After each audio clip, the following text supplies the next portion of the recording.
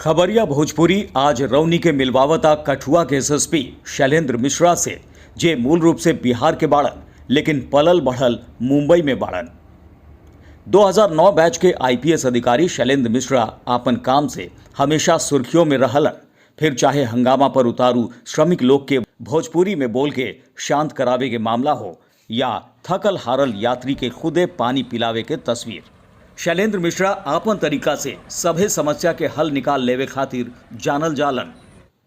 यही से उनका हर मर्ज के दवा भी कहल जाला। 8 भाषा में पारंगत शैलेंद्र मिश्रा बीएचएमएस डॉक्टर भी बाड़न और कोरोना काल में कठुआ पुलिस द्वारा खुदे सैनिटाइजर बनावे में महत्वपूर्ण भूमिका निभैलन।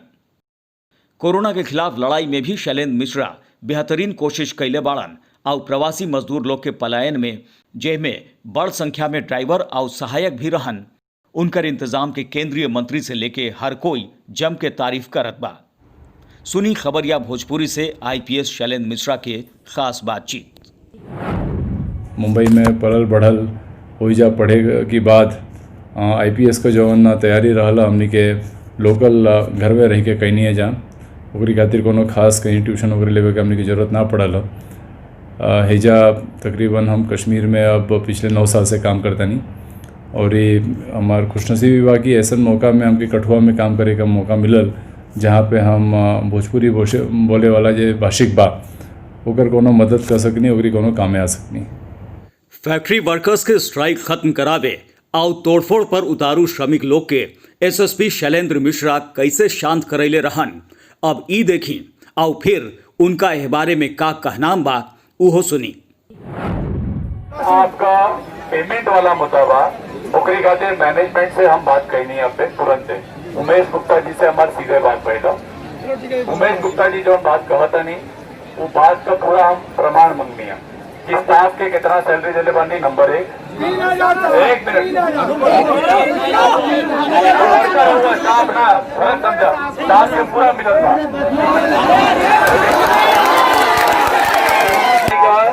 सोल्यूशन खातिर होकर निराश खातिर हम आयल बानी। हम डंडा लेके नहीं आए जन्नी, हम अकेले आयल बानी। ये लोग के सब पीछे, सब पीछे हो जाइए, कोई यहाँ नहीं खड़ा होगा, सब पुलिस वाले पीछे जाइए।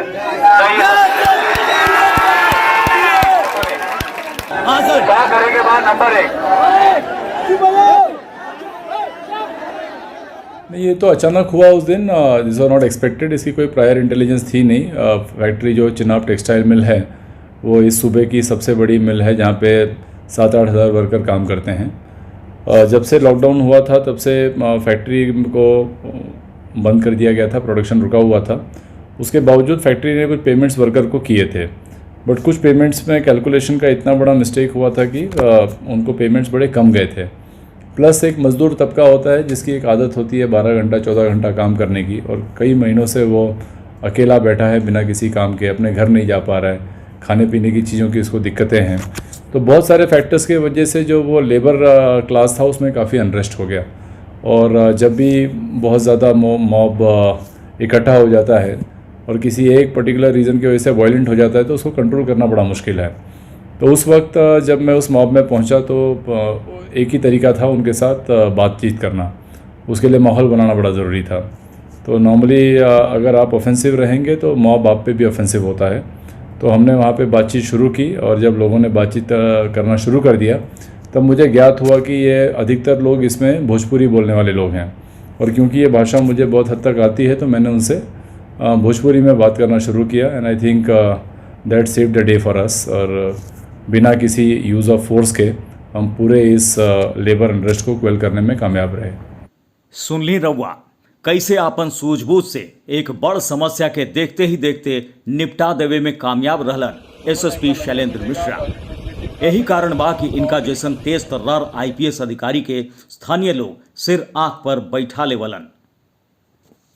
आपन जिला आपन इलाका के खबर खातिर देखत रही और सब्सक्राइब करी खबरिया भोजपुरी चैनल, जे यूट्यूब पर प्रमुख भोजपुरी न्यूज चैनल बा।